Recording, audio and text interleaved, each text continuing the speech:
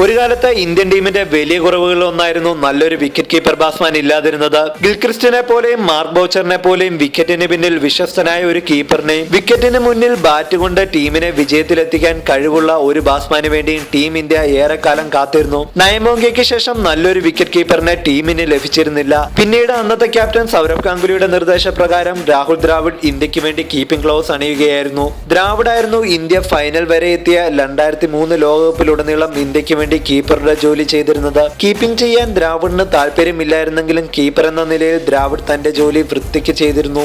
എന്നാൽ അതൊന്നും ശാശ്വതമായ പരിഹാരമായിരുന്നില്ല. നല്ലൊരു വിക്കറ്റ് കീപ്പർ ബാറ്റ്സ്മാനെ ലഭിച്ചാൽ ഒരു ബൗളറെ കൂടി അന്തിമ ഇലവനിൽ ഉൾപ്പെടുത്താമെന്ന ഗാംഗുലിയുടെ ചിന്തയെ പ്രായോഗികമാക്കിക്കൊണ്ടായിരുന്നു മഹേന്ദ്ര സിംഗ് ധോണി എന്ന നീണ്ടമുടിക്കാരന്റെ ഇന്ത്യൻ ടീമിലേക്കുള്ള വരവ്. എന്നാൽ ധോണി ടീം ഇന്ത്യക്ക് നൽകിയ സംഭാവനകൾ അതിലെല്ലാം വലുതായിരുന്നു. ഒരു വിക്കറ്റ് കീപ്പർ ബാറ്റ്സ്മാൻ എന്നതിലും അപ്പുറം ടീം ഇന്ത്യയുടെ നിർണായക താരമായി ധോണി മാറി. എല്ലാ മത്സരങ്ങളും സിക്സ് അടിച്ച് ഫിനിഷ് ചെയ്യുന്ന ധോണിയുടെ കഴിവിനെ ആശ്ചര്യത്തോടുകൂടിയും കൗതുകത്തോടുകൂടിയുമാണ് ഇന്ത്യൻ ആരാധകർ നോക്കിക്കണ്ടത്. മിന്നൽ വേഗത്തിൽ സ്റ്റൺ ചെയ്യുന്ന വിക്കറ്റുകൾക്കിടയിലൂടെ ചീറിപ്പായുന്ന തുടങ്ങി ധോണിക്ക് വിശേഷണങ്ങൾ ഏറെയാണ്. ഗാംഗുലിക്ക് ശേഷം ഇനി ആരെ എന്ന ചോദ്യത്തിനും കൂടി ഉത്തരമായി മാറി ധോണി. ക്യാപ്റ്റൻ എന്ന നിലയിലും ധോണി കൈവരിച്ച നേട്ടങ്ങൾ നിരവധിയാണ്. തന്ത്രങ്ങൾ മെനയാനുള്ള ധോണിയുടെ കഴിവ് കഴിഞ്ഞ ഒരു ദശാബ്ദക്കാലത്തോളമായി ധോണിയെ ഇന്ത്യൻ ടീമിന്റെ ക്യാപ്റ്റനായി നിലനിർത്തുന്നു.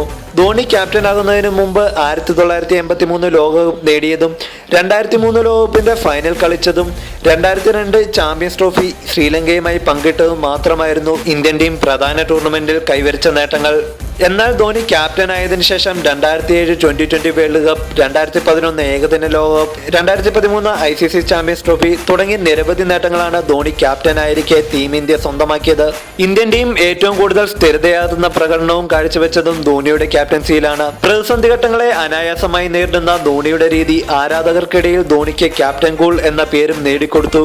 അങ്ങനെ റാഞ്ചിയിലെ ചെറിയ ഗ്രാമത്തിൽ നിന്നും ധോണി ലോക ക്രിക്കറ്റിന്റെ തന്നെ ചരിത്രത്തിൽ ഇടം നേടിയ ക്രിക്കറ്റ് താരമായി മാറി. ഒപ്പം ടീം ഇന്ത്യയുടെ പകരം വെക്കാനില്ലാത്ത താരവും.